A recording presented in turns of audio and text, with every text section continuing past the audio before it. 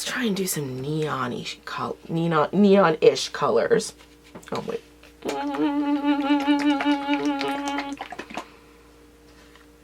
And yes, as you can see, I like to use recycled things. These are from soda bottles.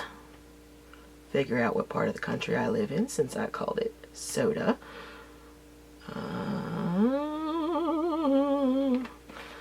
Okay. I think I want a lemony, yeah, I want the lemony yellow after that. So once again, also, see, once again, this was a water bottle. I've mixed up quite a lot of paint here because I'm getting ready to have surgery on both of my hands. I have carpal tunnel in both of my hands, and I've had tendonitis in them for nearly 20 years. I think it's about 18 and change. And it's taken this long for me to get to a place where I'm going to have surgery literally in 2 days, and I'm kind of anxious about it, which anyone would be, but I have very bad anxiety due to PTSD, so I'm painting because, you know what? This helps to calm me. Plus, I've mixed all the original for saying that was because I've mixed all these paints just so I can still paint with one hand after, you know, because I could manage to do it. I can manage to hold the like if it's this hand, because my right hand's the first one being done, I can use my elbow. See, I've had problems with my hands all my life. I know how to do some of this stuff. I can hold it with my elbow. So here is, I really like blue. I'm a blue person. I'm a blue and green person. And a purple person. Blue and green and purple. I'm a cool color person for the most part. Alright, now what am I going to do next? I think I want an odd, I'm going for brights, right? I don't have a whole lot of neon colors, but I'm just trying to go for the brights. This is actually, believe it or not, made with Liquitex Basics primary red. It's not red, it's pink. It's pink. You can make the other colors right if you mix them with the other primary colors. It works to make, you know, other colors on the color wheel, but it's not red. It's pink. It's almost, and it leans a little bit corally, the pink. It's just a very strange color. And I was looking for a red and looked past it and looked past it and looked past. I was looking for a primary red and looked past it and looked past it and looked past it.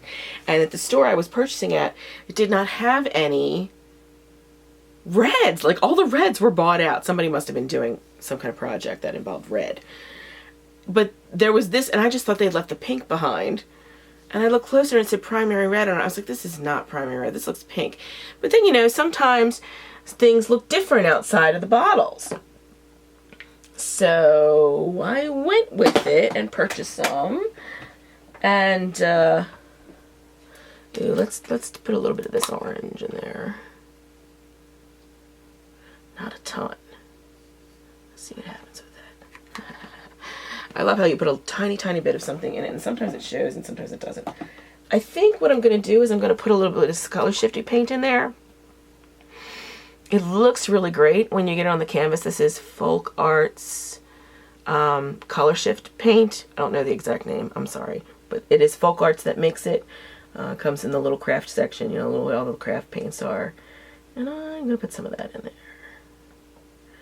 And since we're doing kind of bright neon colors, I'm going to put some black in next.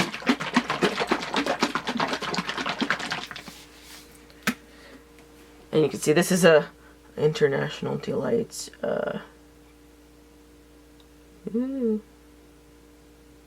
want to put a decent amount of black in there. So there we go. So that looks like plenty paint, right?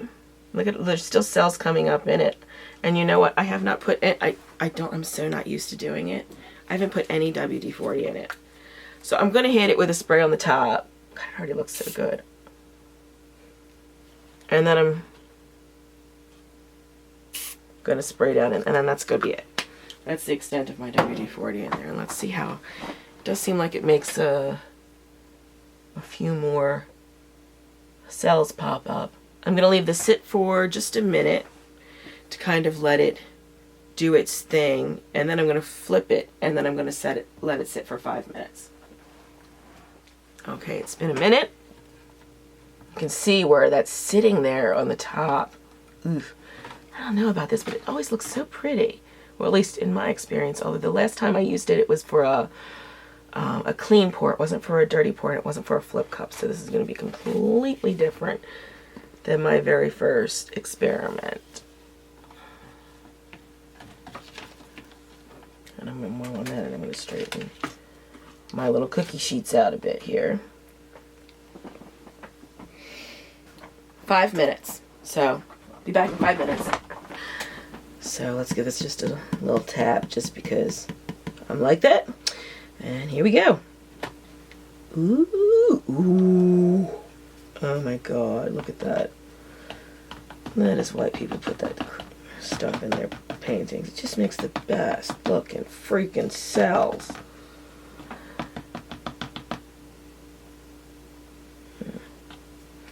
Well, doesn't look like we're gonna get much more out of that. Look at that. Isn't that pretty? I knew, you know, I barely put any orange in there at all. And usually when I put barely any of a color in it at all, it just bursts through. It happens a lot with me with pinks and, well, reds, pinks and reds. But orange is another good one, especially if you're going onto that warmer side of the spectrum, color spectrum. God, there are lots of cells in this. I don't know that I want to fire it before I move it. I'm going to tilt a little bit. I'm going to go this way first. Let's see what happens.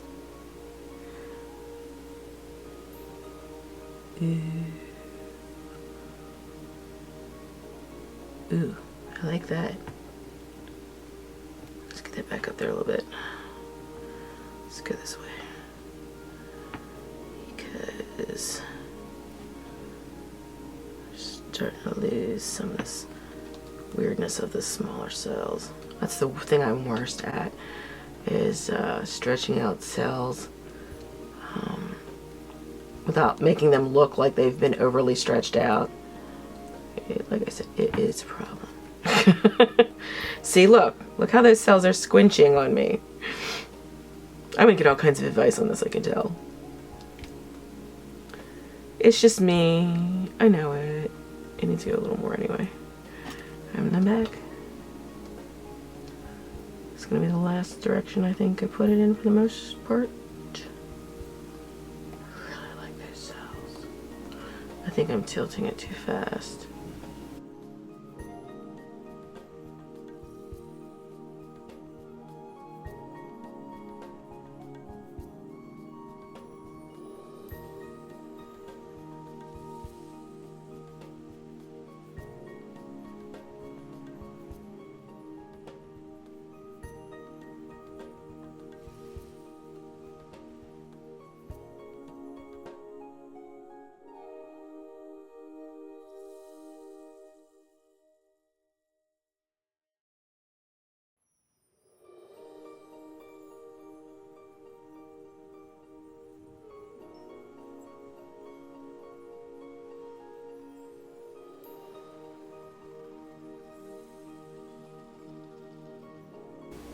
It's pouring outside. Can you hear it?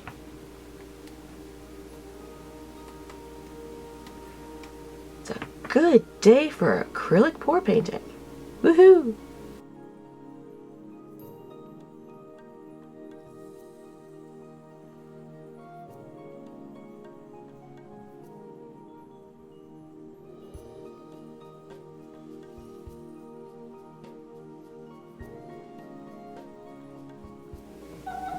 Alright, I'm going to leave that to go, and I am going to hit it once more in certain places with the butane torch.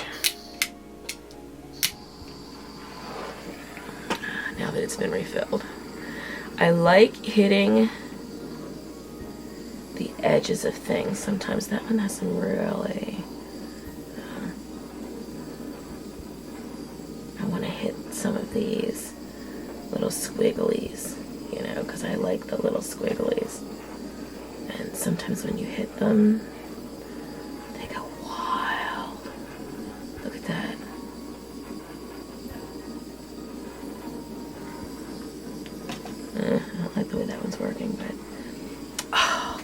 See, this is what I do not like. Let me finish this and then I will tell you what I do not like. Yeah, I knew that was going to happen. I'm knocking stuff off my little workstation here, but they're all sealed, so I'm not going to worry too much about it. Alright, here's what I don't like about using WD-40 in the paintings. I keep having to, you know, paint those in, those pieces, because it's obvious that there's some WD-40 there. That's making this not want to do it. Thankfully mine have ended up in the corners for the most part, which I usually don't find too much difficulty remedying. It looks a little difficult now, but I just give this a little fire. There we go. I'm going to move it back now so it doesn't end up against the cloth as it dries. That looks cool. Yes, Rory, I am going to get you your dinner. Oh my God, you're really crying early. I am going to get you your dinner in 1 hour and 47 minutes.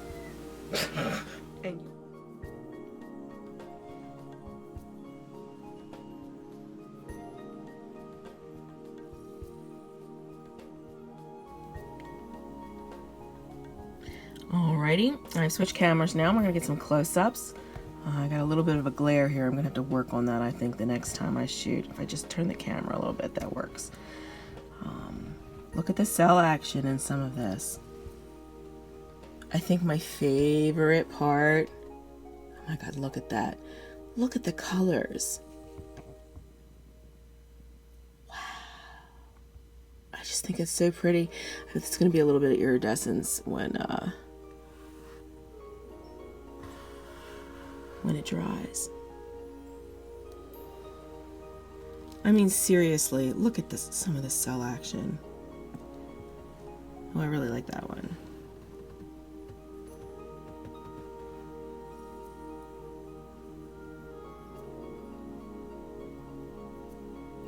I am just amazed. This really, I really like the way it turned out.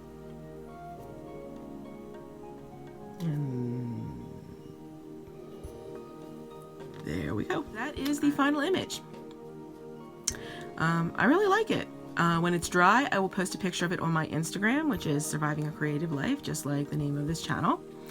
You're welcome to go come and take a look at it. I'd love to have you there.